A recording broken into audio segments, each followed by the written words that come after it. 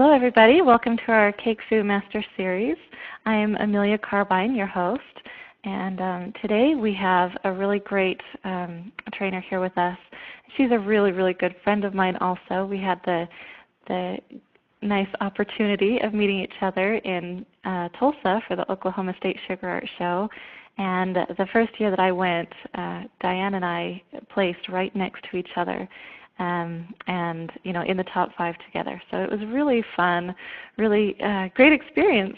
And so she's just an amazing person, wonderful personality, wonderful decorator. She's just all around amazing. So I am really excited to announce Dianne Holgate today. So welcome, Dianne. Hello. How is everybody? I think we're doing pretty well today. All right. Oh, good. Yeah. Let's start off with an introduction to you, Dianne. I know that those of you that watched her first training should know quite a bit about Dianne, but we'll do it all over again because I'm sure that we have a lot more that are here that weren't here, before. So I guess go ahead and. What's that? New stuff about me. Of course there is. One being that you are the new IC's representative in New Mexico. You want to tell everybody about that and how that came about? Well, I actually kind of take over like March 7th, I believe, because then I will have been a member a year. I've been actually a member for like 10 years, but when I was sick, nobody thought to renew my ICs, which is, normal because we weren't thinking about that. And you have to be a good member in standing for a year. And when I was sick, and then I just didn't realize that, it had expired. And then I just never renewed it for quite some time. And then we got our newsletter, and it stated what everyone was running for, but nobody was running for state rep. And I just thought, well, I can do that. That's not that big a deal. I can do that. Well, then come to find out, I couldn't do it because I hadn't been a member a year yet. So I renewed my membership, and it actually takes place, in March 7th. And Jerry DeCooster, who was the alternate, he has been running. But it's actually worked out really good because we've been working together for about the last 6 months or so, kind of on a team type thing where he's teaching me, and we're kind of overlapping, which is really a good way for a president, for the state rep to do that, because then somebody's not just thrown in all at once, not knowing what the heck they're doing. It's really nice that to have have be done all the time. have that nice 6-month overlap there where we can work together and I can get my feet wet. So anyway, that's how that came about. That's great. Well, let's let everybody know, a little bit about you and how you got started. I know it's, everybody has a different story on how they got started. Some are, similar, but let's hear how you got started and all about you. I got started like a lot of people doing my children's birthday cakes. Is pretty much how it started. And then, as my girls were growing up, I have 3 daughters, as they were growing up, we would have a birthday party and the moms would be like, oh my gosh, where did you get that cake? It's so cute. And then, I made that cake. Oh my heck, will you make my child's? Will you make my daughter's?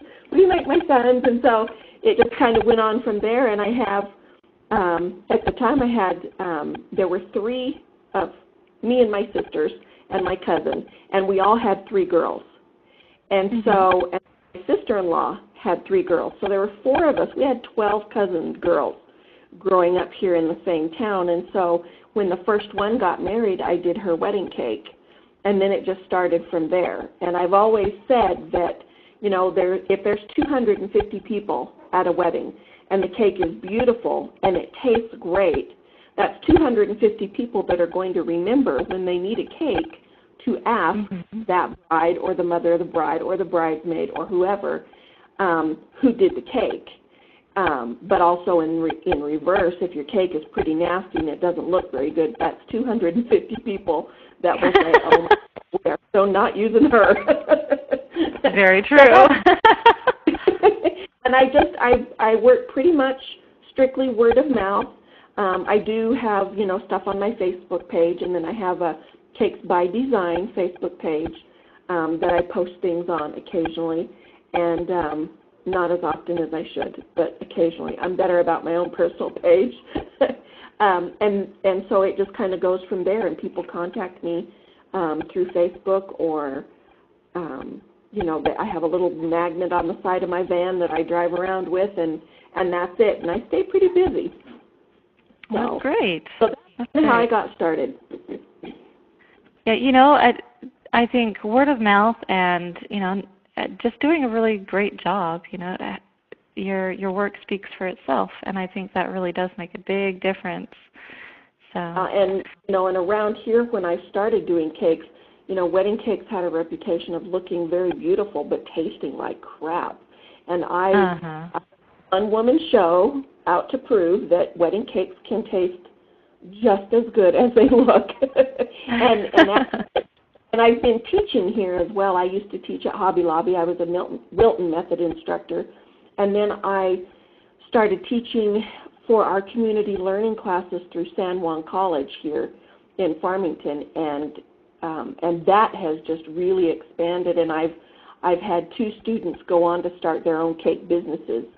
And they do very well. They do wonderful cakes, and I'm very proud to say, Patty Smith and Melody Ellis are 2 of my favorite students. And awesome. then Mindy Garcia, she moved to California, and she's since moved back to Texas, and I started teaching her. And when I got sick, and I was in the hospital for about, 8 weeks, she did the 4 wedding cakes that I was supposed to do. She did for me, which I will wonderful.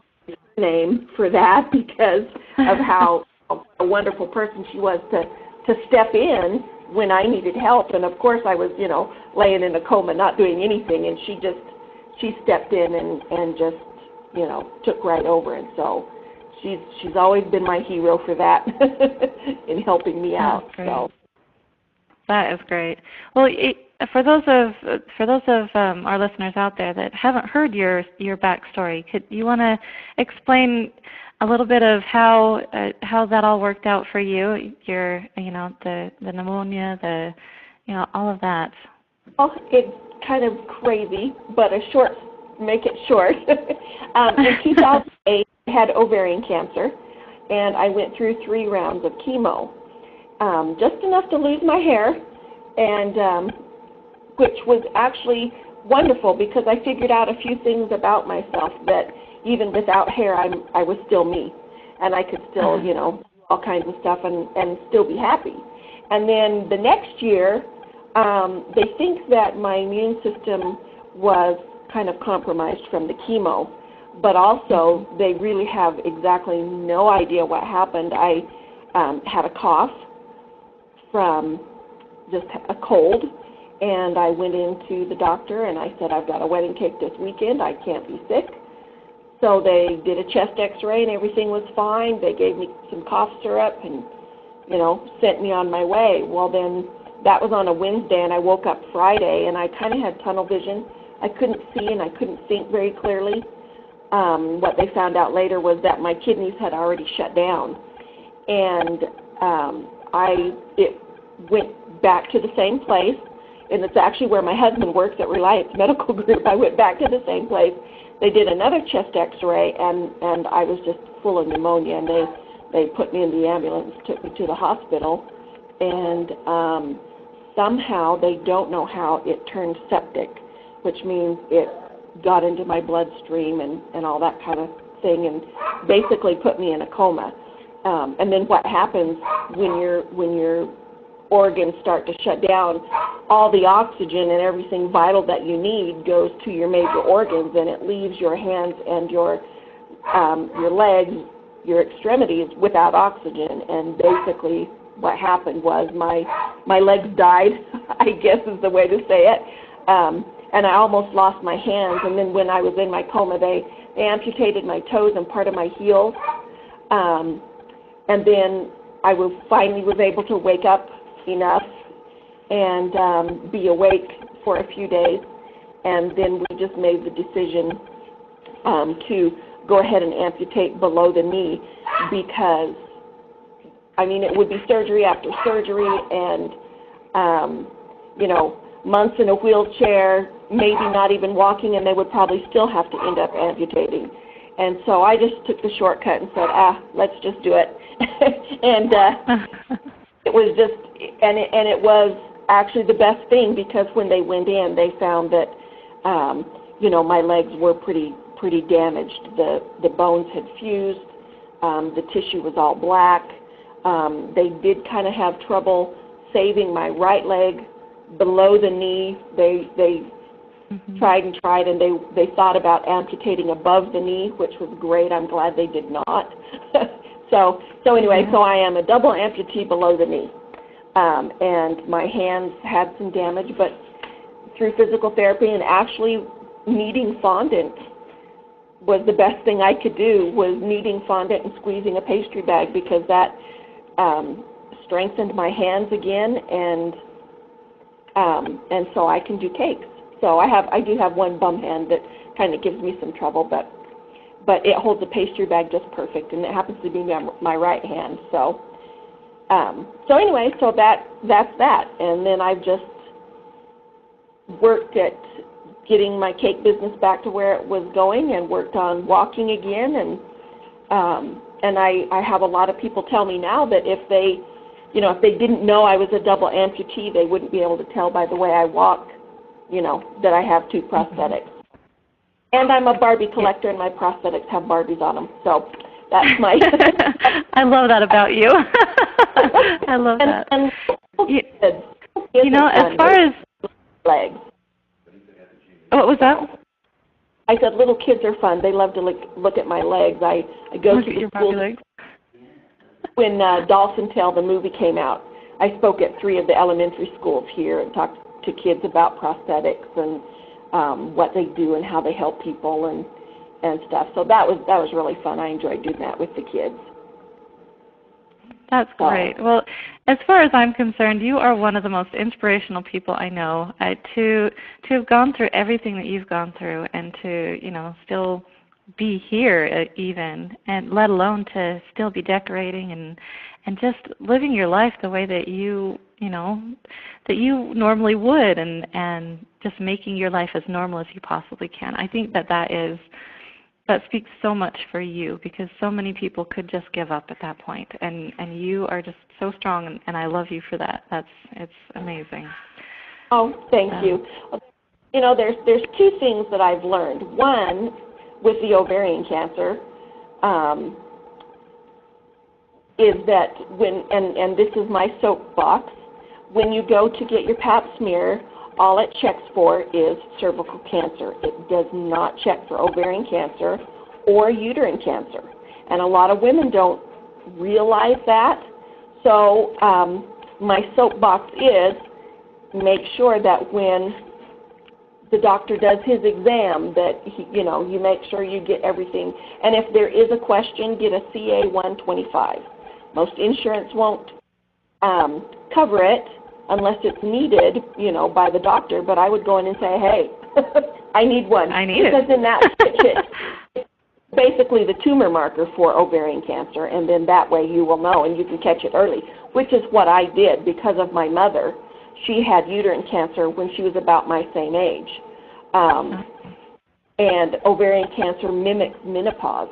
And so that's a lot of women don't understand that. And so that's why when they go in, ovarian cancer is already a stage 3 or a stage 4, and it's really hard at that point to get a good prognosis. But mine was a stage 1.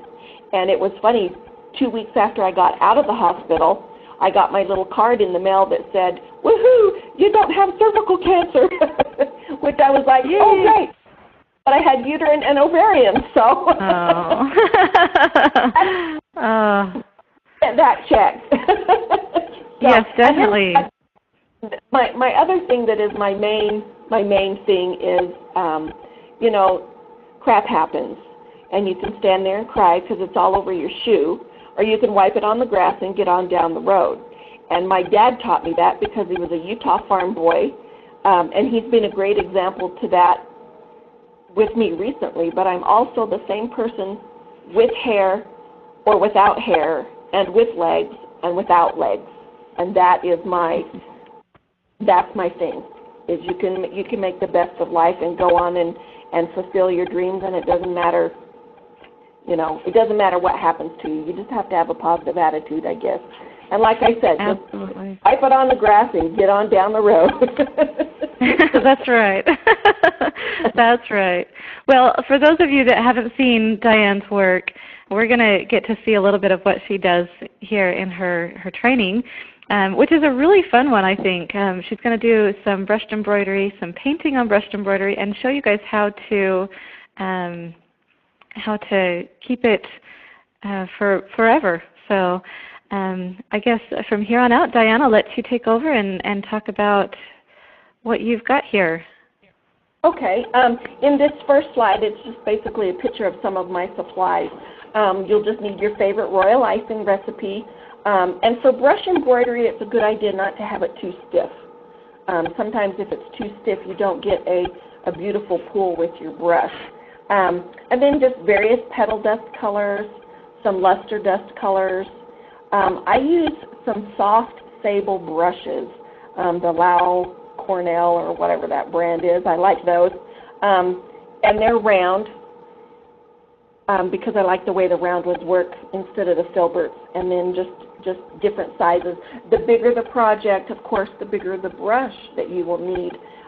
But for tiny little things, you can use a 2 or a 0. And then for the larger areas, you can use a larger brush, clear up to about a size 4. You'll also just need a bag with your couplers. I use tips 1 for small areas and tip 2 for the larger ones. And of course, if your design is bigger, then you'll need bigger tips. You'll just need your water and whatever frame you want to do, and then a piece of cardboard cut the size that will fit inside your frame. You can use a cake round covered in fondant for whatever color fondant you want to use. What I used for this project, I actually used watercolor paper, and it's a very stiff, it's like a very stiff cardboard, basically is what it is. And you can cover like that. Cardstock? Yeah, it's like cardstock. Yeah, it's a little stiffer than cardstock. But I just used the watercolor paper itself on this because I love the texture. And then as I was working on this project, I thought how cool it would be if I did fondant to take the watercolor paper and imprint the fondant with that, and then let the fondant dry, and then you would have a really cool texture on top of your royal icing to do your brush embroidery. So I'm going to play around with that a little bit. That's cool. That's a good idea. This project is, most of us who are home bakers and we do show cakes and they're absolutely beautiful, we know that they don't last forever. We also know that they take up tons of space. And for a long while I had on top of my china cabinet, I had cakes on top of the armoire in one of the bedrooms. I had my big cakes everywhere, and I just thought, this is crazy. I don't have room for these things. And so besides having the pictures, I decided it would really be kind of cool to take the technique that I did on these cakes and do it and put it in a frame and then hang it on the wall. And then that way it's actually my sugar art displayed as art in my home, which I actually now have 3 or 4 pieces that I've done, and one that I'm really, that I'm working on that's actually quite large. But anyway, that's how this came about, was to do some of those techniques and hang it on the wall. And then that way people could actually see the technique on my wall, as well as the photo album when I would sit down with the cake consult. So that's how all this came about. I love this idea. I just think it's perfect because like you said, any show cake or display cake is going to take a lot of space. And for all of the home bakers out there, that's next to impossible to do that much and take up that much space in your home. And even shops could do something like this and use it for the artwork in the shop. I think this is just spectacular. So. Well, and for this project, I did an open-backed frame, kind of like for an oil painting. There's no glass on this frame. But for the one I did for my brown cake that was in the picture you saw there, of me there at the beginning, I did that same technique. I put that one under glass. So that one is under glass. You could also do, if you want to do, put some of your flowers with your artwork, to use shadow boxes. They have the shadow box frames that are actually quite deep, and you can put your flowers in with your shadow box too, which is kind of the one I've got my idea going. For my daughter, I took the flowers that I made, my gum paste flowers that I made for her cake and her wedding topper, and I put it in a glass dome. And that's great, except that you're always in fear of it getting knocked off the table or the top of the desk or whatever. So I think a frame and actually hanging it on your wall where it doesn't really get touched that much is a really good idea. Yes, it is. It definitely is. So. All right. All righty. The first thing you want to do, and what I like to do is with my pattern, is first I like to color and decide what colors I want to use first, because that helps you decide, and you can change it. You can make 2 or 3 patterns just by, on your computer, Xeroxing your pattern and color it 2 or 3 different ways, see which way you like it. I also do it so that I know which way I want my brush strokes to go in my brush embroidery.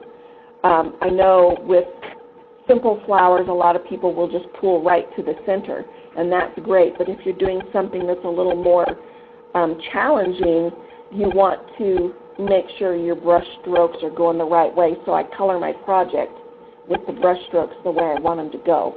I also number my petals and my leaves and things, like the big purple tulip right there in the middle. When you're doing a project like this, you do your back petals first. So I numbered those 1 and 2. And then I did the side petals, 3 and 4, and the petal right directly in the foreground, in the front, that's petal 5. And that just tells me which one of those petals I want to do first.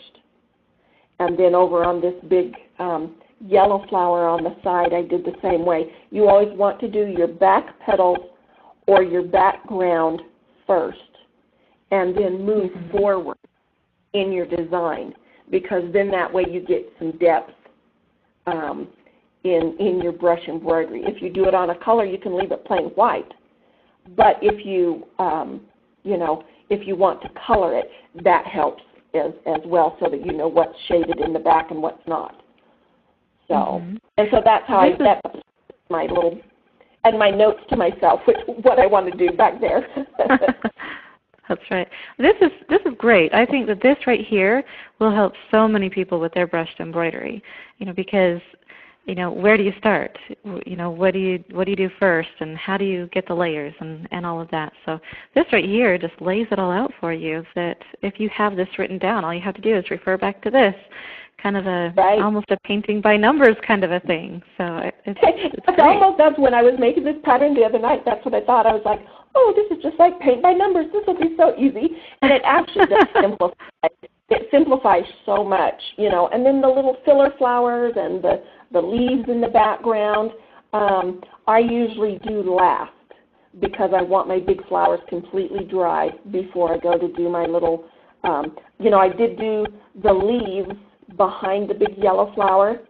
I did those first before I did the yellow flower, because I did want those in the background. But then those little, I guess they're like little black-eyed Susans in the pattern, those I did last. Yeah. Okay. And your stems are the very last thing you do.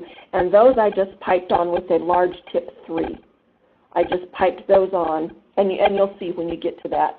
I just piped those on with the tip 3 so that they would be nice and round. I didn't brush embroidery those in. Okay. So. All right, so here's a little closer up of the picture. I blew it up a little bit so you guys can see the numbers, so you can see how, how it all works.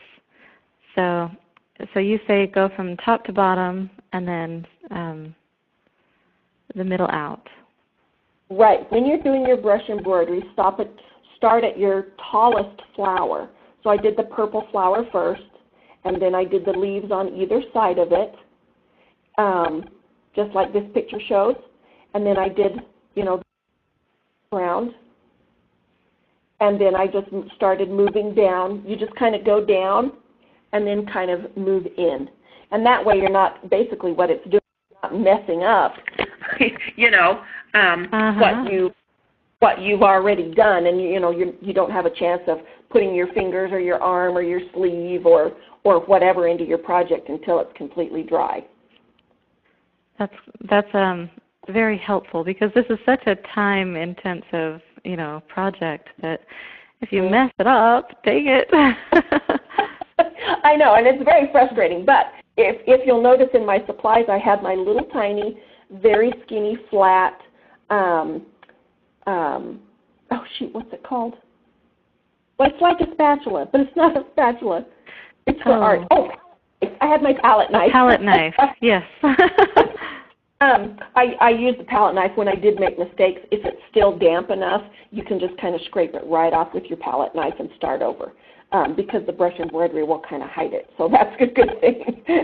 Oh, good. That's great to know. Right.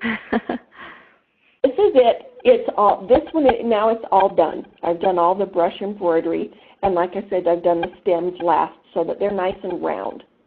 And you can put veins inside the leaves if you'd like to. I did on this one because I wanted the leaves to be kind of prominent. So I did put some little veins inside the leaves. Mm-hmm. I did not for the tulips, because tulips don't have, a vein. I mean, they've got their little tiny veins coming down, but they're not prominent like a rose vein or these type of leaves. So I didn't do those for the tulip leaves. Okay. I noticed that your drawing is reversed from your actual brushed embroidery. How did you transfer your picture? What I do is I will take a pattern, either something that I've drawn or flowers out of magazines or art instruction books. Those are fabulous because they have some great patterns. Bob Ross, or whatever his name is, he's one of my favorites. I will use some of his stuff, and I just translate that all to sugar instead of oil painting. And so you can take those patterns, make a copy, and then I will use tracing paper, and I will trace the pattern, the lines that I want. In this particular one, there were actually tons of other flowers behind it, and I didn't want that. I wanted it more simple, so I only traced the flowers that I wanted. Then I just take that tracing paper, turn it over on the other side onto my project, and then trace the back, and it leaves a faint pencil line on your project. And that's fine because it's not on real cake. On real cake, I will do it when the fondant is soft and use a stylus and just gently press if I'm doing it on a wedding cake. Or you can use the edible markers. Those are great to draw freehand on your cake. But for this project, I just used pencil because it's going to be in a frame and not eaten. And so then it just leaves a faint little pencil mark, and it worked great. So, and then you just, when you take the paper away, it just leaves that little mark. So. That's great, great. We have Sin just commented on the chat. This is something that I have learned also. The number 2 pencils are actually made out of graphite, which are non-toxic.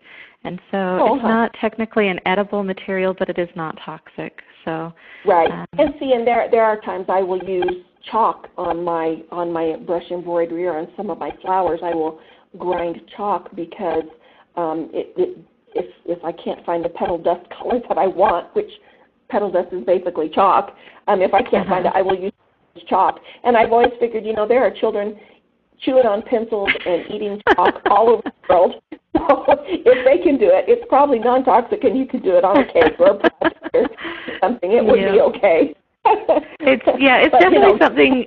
Yeah, definitely something you choose for yourself. But justifying that it's non-toxic, a lot of decorators are okay with that because it is non-toxic, and Right. there are worse things going into our foods. There are a lot worse things. Okay, this next slide is you just begin coloring with your light values first and then move to the dark. It's very much like watercolors. If you paint with watercolors, you start with the light and go to the darkest color. That's what I do. I will start with the faint yellow or purple or a faint pink. In the orangey tulip, I used tangerine. I kind of wanted an orangey red. And so you start with the light colors and then move to the dark colors and shade them. Now, on watercolor paper, it doesn't work well with chalk. And so that's why the tulip, the yellow, I keep saying it's yellow, the purple tulip and the orangey red tulip have the highlights in the middle, is because the chalk wouldn't go in. And that's perfect. That's the way you want it, because it adds brightness to your design.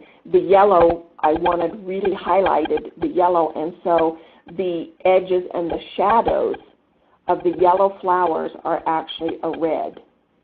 I started with yellow, I went darkening with orange, and then I darkened with red. With the purple tulip, I started with a very pale lavender. I went to a medium purple, and then the very edges are done with just dark purple. And then the same way with the reddish tulip, I used an orangey tangerine. I went to a kind of a dark pink, and then I did a red on the edge of the tulip. One thing that I learned in my color theory classes is to always use some of the other colors in anywhere in your project. So what you probably cannot see is that in the lightest highlighted section of the purple tulip, I used some yellow right along that edge. And then on the red tulip, I used some dark, dark red. And then on the yellow flower, I used some of the red. So what that does for your eye is it just kind of ties everything in together. I started the same way with my leaves. I started with a pale green. I moved to a medium value green, and then I did a dark green. But also I did some red, I did some blue, I did some yellow. I just kind of touched it in certain spots, and maybe in the finished slide you'll be able to see that. But when I'm doing anything like that, I use all kinds of colors all over the place, and it just adds depth, dimension. It makes it's interesting for your eye to look at things like that, and it usually turns out pretty good. Yeah. So that's what it is, starting with the light value first and then moving to the dark. That's great information. A lot of this is similar to doing actual three-dimensional flowers, it sounds like, because when you're doing those three-dimensional flowers, you want to layer on different colors, and you want to add in contrasting colors to add that dimension and all of that. So this makes perfect sense to do it this way. Right. And I see a comment from Cindy. Yes, this is stunning. When you do it on black fondant, or like my cake there on, at the very first slide, the picture of me on my cake there that I did was that dark chocolate brown cake. Mm-hmm. That's the one that was in Brides magazine, and that one, it's beautiful when you do it on dark colors. Your brush embroidery is beautiful. Yeah, we'll be able to see that cake again once we get to the question and answer portion. So we can talk about how you did that on that slide.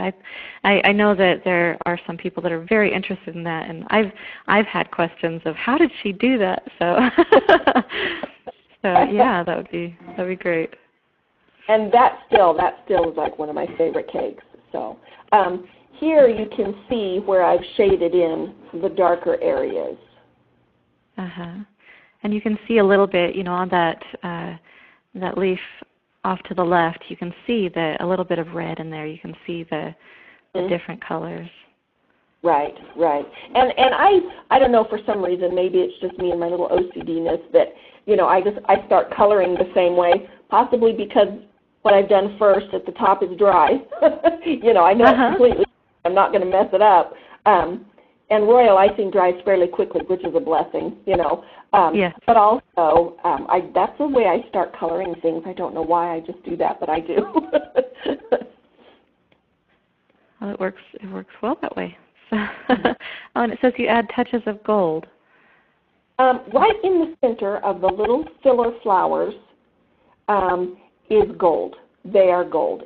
Instead of being like a black-eyed Susan where it's got the big black center or whatever, partly because I didn't have black, but partly I wanted some gold. You know me. I think everything I've done in the last, I don't know how many years, has gold on it. I don't know if that's my signature, but I'm trying to move away from that, except that I really like what the gold does to brush embroidery. It just it's beautiful. Yeah, it does. It highlights it. It makes it sparkly, and it's very pretty. And I knew the frame was going to be gold, and so I wanted to kind of tie in. And I don't know why I do this. That I do as well, but I just tie in the frame a little bit because it was a gold frame, and I wanted some gold in there so that it would just be. And I'm a girl. I like sparkly things, so so I did this just center of those two flowers, and then the little flowers that go up across the top, they were gold, and that was it. That was all the gold I used. Okay. Well, it makes perfect sense to me. Yeah. And there's the finish. You can see the purple flower has a little touch of yellow right there in the center, and then right there on it would be my right-hand side, would be the right-hand side in the picture, I guess. You can see a little bit of the yellow. You can see a little bit of the yellow also in that orangey tulip, and then the red, just a tiny bit. It kind of fades on the yellow flower, but you can see the gold there in the center there. And then, like I said, that's the open front frame that I put in there. So. That's beautiful. So on the leaves right there, on the edges of the leaves, is that the yellow or is that gold?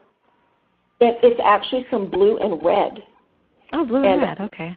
Yeah, blue and red and yellow. There's a touch of orange down the center of the tulip flowers, and then kind of on the very tip. I also like to think if the sun were shining on this, where would the lightest parts be? And you can see on the tulip leaves, closest to the tulip, that would be where the sun has highlighted it, I guess, a little bit. Mm-hmm. It's also on the leaf next to the yellow flower. You can see it's a lot lighter. And the leaf that is underneath that yellow flower, it is darker closest to the flower because it's that. So that's kind of how I do. I don't know. I like to just look and see if the sun is shining on my beautiful flowers. Where would it be?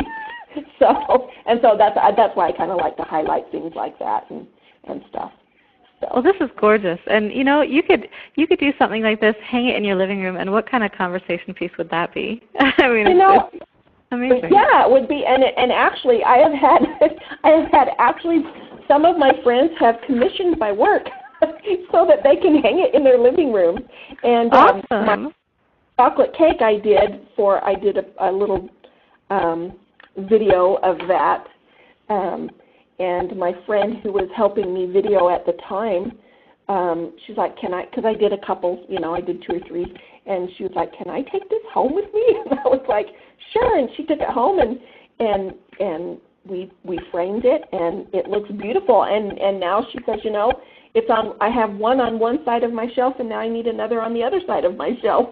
So specific flowers she wants me to do, and I just told her, okay, get me the flowers that you want me to do, and I will, and I will do some for her so that she can have a balanced whatever on her wall. So that's great. This is really I love Hobby Lobby. Hobby Lobby has great frames, and there was someone asked here, where'd you get the frame? And Hobby Lobby has them, and I always wait for them to be 50% off, or I wait, and use my 40% off coupon. But we have a Hobby Lobby here. Walmart doesn't carry as pretty of frames, and they don't have as nice shadow boxes, things like that. But here in Farmington, we have Hobby Lobby and Walmart, and so I go to Hobby Lobby. And yes, Michael's have nice frames as well. You can go to a frame shop, a lot more expensive at a frame shop.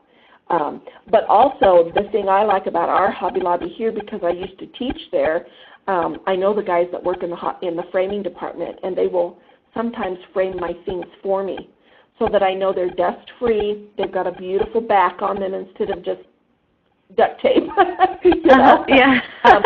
they will frame them, and they know that my stuff is made of sugar and it's very fragile and that kind of thing.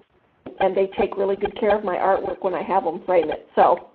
And they do a great job in the framing department here at our Hobby Lobby. So that's a perk. But also, one thing about this is I found with the other pieces that I've done is they don't fade. Once they're in the frame and they're sealed up nice and clean, they don't fade. Some of my cakes, my show cakes that are up on my arm wall or wherever else, they begin to fade and the gold begins to kind of come off and that type of thing. I've had my dark framed brush embroidery for over a year now, and it has not faded because I had it sealed and framed nicely, at Hobby Lobby. And once it's done like that, I think it will last forever. Now, one I had on a dresser I did drop, and because the dries hard, it's pretty much shattered into quite a few pieces, and that one I just had to chuck, so I'm going to have to do another one. But anyway, it works pretty good. That's great. It's beautiful, very beautiful. Okay, well, before we get on to our question and answer, I want to talk about Dianne's recipe. This sounds so good. And I mean, even the title of it, Life-Changing Apple Pudding. I think that just sounds great. It's so easy, and it will change your life. It is so yummy. I could eat the whole pan. And it's actually my dad's absolute favorite. And he's been in the hospital pretty much off and on since Thanksgiving, and he's coming to stay at my house this afternoon, and I'm going to make this evening for him because it's his favorite. It's an old-fashioned cake recipe, but it's actually very good. The sauce that you put on top of it will just knock your socks off. I put it on pancakes. We dip our bacon in it. It's that sweet and salty, and it's very good. It sounds spectacular. It sounds somewhat similar to a coffee cake that my mom used to make. So I'm definitely going to give this a try. This sounds just spectacular. And it's a very moist cake unless you overbake it. So try not to overbake it. But it's an old-fashioned pudding cake, basically, is what it is. So it's great. Awesome. It's a good recipe. Well, and for everybody that's in negative degree weather right now, yes, this would be a good one. With the cinnamon and the nutmeg, it's a very fall-ish dessert, and the fresh apples. That's usually when I make it. It's when apples are really yummy, in the fall and the winter. And I grew up, we had 16 apple trees around my house when I grew up as a kid, and so we found ways, to use apples, and we would just throw our apples, well, not throw them, but we would stack our apples in bushel baskets on the back porch and cover them with a big old huge tarp, and we had apples till spring, when our apple trees would start blooming and growing fresh new apples. So we found ways to use apples. So I did see on one of the comments someone asked about printing your pattern on edible paper. You could probably do that. I think it would work well if that's a nice smooth surface. And then another comment was, can this process be applied to crusting buttercream? Yes, I brush embroider my buttercream all the time. And I actually use buttercream to brush embroidery with, but it's thinned down quite a bit so it pools nicely. But yeah, you do have to make sure your buttercream is crusted, and you have to be very, very gentle with your brush embroidery. I would rather do it on fondant, but it can be done on buttercream. You just have to be super, super careful. So. Mhm. Yeah. Well, for those of you that have asked questions in the chat box and we haven't seen them, go ahead and throw them up on the top left side. It says ask a question. Go ahead and ask your questions there, and we'll try and get to them that way. And speaking of, I guess we'll start. Let's see, Denise Fox says, is this a seasonal technique? Can you do this in the summer when fondant cakes tend to sweat? I've never had a fondant cake sweat. But then again, I don't refrigerate or freeze my cakes. And so there's no condensation when they come out of a refrigerator or a freezer. There's no condensation on them. So that would make a big difference if you freeze your cakes or put them in the refrigerator and they come out into the warmth. They might sweat some, but I don't do mine that way. So. Yeah, I know that there are issues in the more moist areas of the country. I know you and I live in desert, and it's not really an issue. But yeah, and when you put a cake in your refrigerator, if your refrigerator is moist, that could be a bit of an issue. I don't think it tends to be as much of an issue as some people make it out to be. Right. I don't like you said, we live in the dry area, so I don't know. I don't have experience with that other than that would be like a natural thing for your cake to sweat, if it comes out of the refrigerator and goes out on your table where your room is warmer or outside at a reception or something like that. I do know that cakes will have a little bit of condensation and sweat, but with the royal icing on the fondant, I wouldn't think it would be that big of a deal. I don't think your royal icing would drip off. Yeah. Well, as far as about on the condensation subject, I know that we've had past trainers talk about the things that they do to prevent condensation in their refrigerators and in the summertime when it's really hot. One thing that they say, I don't remember who it is that said this, but they will box up their cake before they put it in the refrigerator, and then they will actually wrap it in saran wrap also before they put it in the refrigerator. So any moisture that might come from your refrigerator can't get to your cake, and so that reduces the risk of condensation greatly. So that's one thing that I would suggest that you do with something like this, because obviously royal icing doesn't do well with moisture. So, I mean, you do want to do your best to prevent the condensation from happening. But if you do get a little bit of condensation, I don't think it's going to be that big of an issue. Right. Well, and because I do work from my home, I don't have, a big refrigerator. That's why I don't refrigerate my stuff. I mean, if I've got a wedding on Saturday, I bake on Thursday, decorate on Friday, and deliver on Saturday. So my cakes are still pretty fresh, and sometimes if it's a small cake, I bake it all and do it all on Friday and deliver Saturday.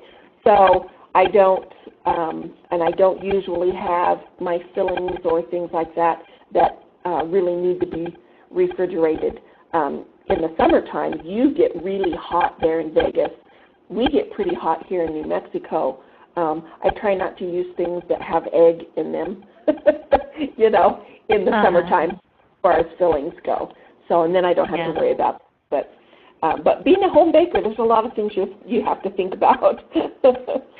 Yes. Well, I know that I'm not familiar with a lot of the cottage laws in other states, but I do know that in Utah, home decorators are not even allowed to make anything that is not shelf stable.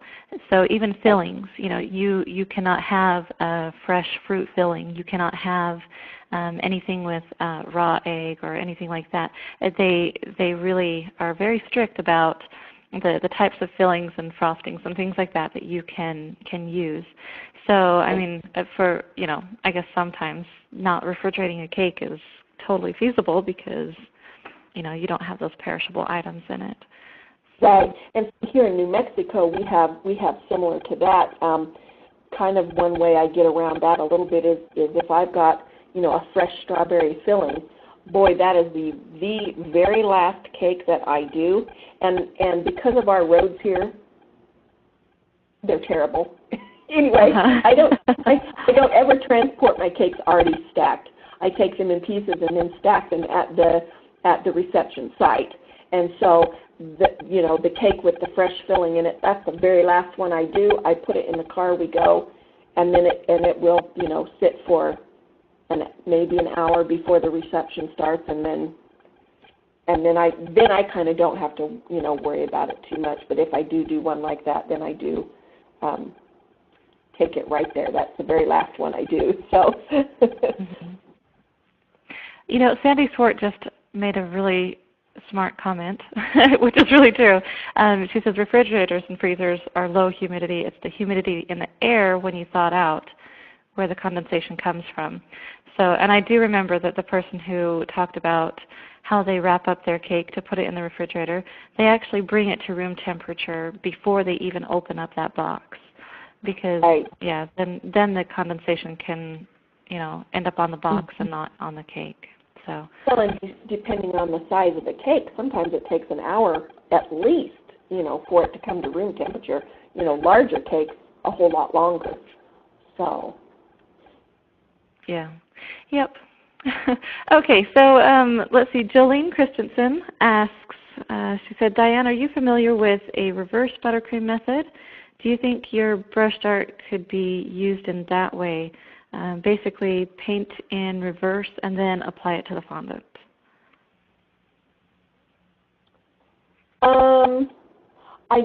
I don't think with brush embroidery that you could do that and have it look the same. Because with brush embroidery, when you lay down that little rope and then you start with your brush about halfway through that rope, a dampened brush, and you pull forward, you leave a little rounded edge on the very outside of your brush embroidery, and that's what gives it a little bit of dimension. If you try and do that in a reverse method, I don't think that you would be able to get that little dimension. It would be too flat. Does that make sense? Mm-hmm. And now, Go ahead. Go ahead. Oh no, you're fine. Go ahead. I was gonna say I have done brush embroidery with chocolate before on a sheet of acetate, and then turned it over and laid it on the cake only because I wanted a nice flat shiny side, and the little bumpy side where I brush embroidered it sticks perfect right into the buttercream without having me to adhere, having to use anything to adhere it with. But I don't know that it would work very well to do it the reverse way. I've not tried it. Maybe that's something I will try and see. But as I think about it, I don't know. Yeah, well, if you're going for the effect that you just showed, it's not recommended to do it that way because it would end up flat. You're right. Right, and I love. You know me, I'm a chocolate person. Chocolate is like my favorite thing. And this is a crazy side note. I have always told my girls that if I am about to die, somebody better unwrap a chocolate kissy and put it in my mouth to melt while I'm away. And when I was in the hospital, I got close to dying a couple of times in the hospital. And after I woke up and I was coherent in the whole schmear. I was teasing my girls one day about a year later. I said, hey, by the way, did anybody unwrap a chocolate kissy and put one in my mouth? And they were just flabbergasted. Mother, that is not funny. Besides, you had too many tubes down your throat. And I was like, oh, okay, just checking. But anyway, it was just one of those crazy things I was teasing my daughters about. So, but I do love to play around with chocolate, and I have tried brush embroidery. You kind of have to keep.